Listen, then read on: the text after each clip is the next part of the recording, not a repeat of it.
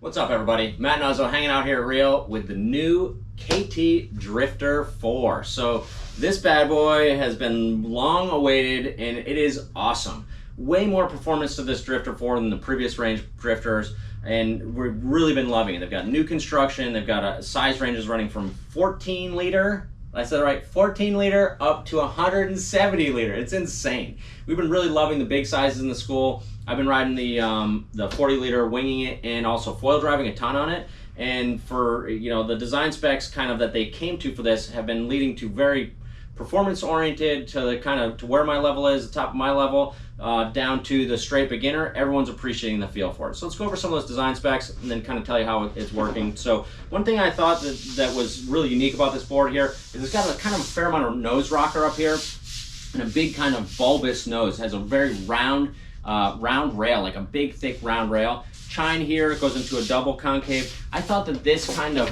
amount of rocker up in that nose there, I thought that was going to create a lot of push. Like I've been on boards with kind of nose rocker like that, and I thought it was going to have a lot of like plow water, but what actually just makes it really easy to deflect. And I think because you have that big round rail and a lot of volume up there, it allows the nose to come out of the water, and you're only using this part of the nose if it really hits down, or if it's kind of, as soon as you get going, it drives the board up to the surface of the water.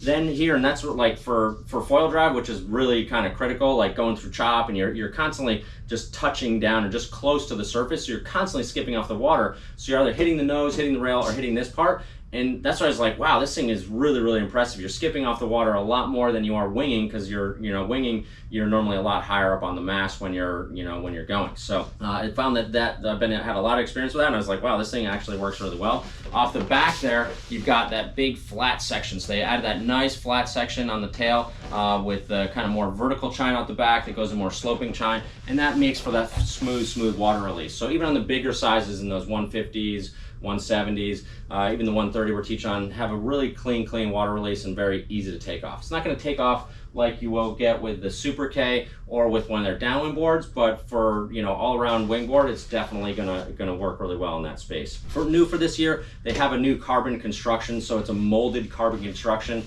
They found that gives them a lot more rigidity, takes out some of the weight of the board, and also cuts down on any of the sanding errors, because what they were having is that the quality control is really hard when you're working with different people are sanding the boards, different people are working on these boards. They're really having problems with quality control, getting those boards to be to the spec of which they want. KT makes a lot of custom boards. He's a perfectionist. He wants to make sure that these things are right. So this new molded construction, they found, hey, it turns out the board's way stiffer. A lot of their pros are wanting to ride the production boards because the boards are really stiff.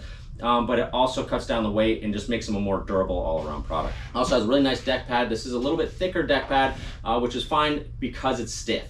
You don't want to have a thicker deck pad if it's really soft, because it's then going to be squishy and you're going to have that lost feeling. It does have that vertical corduroy through there, so if you are going to be a beginner, you want to get those ride engine taxi knee pads and make sure you're wearing booties, because you will tear up your knees. That's kind of the case with most pads, but any of the vertical corduroy, it's a very shallow vertical corduroy. It gives you a lot of really nice grip, but you do want to kind of protect your knees and your feet just in case. You have your Y strap set up here. It does come with 3 foot straps. Comes with nice MFC plush comfy foot straps.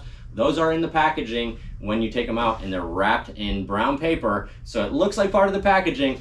Don't throw those things out with the packaging. Make sure you find them. And also, a lot of people are looking for the vent screw that goes right in the back there. The vent screw, it's going to be right underneath this warning sticker. They tape it in there so you're not going to lose it. And then one other thing about these tracks here is that they have a little bit of a deeper bottom to the tracks.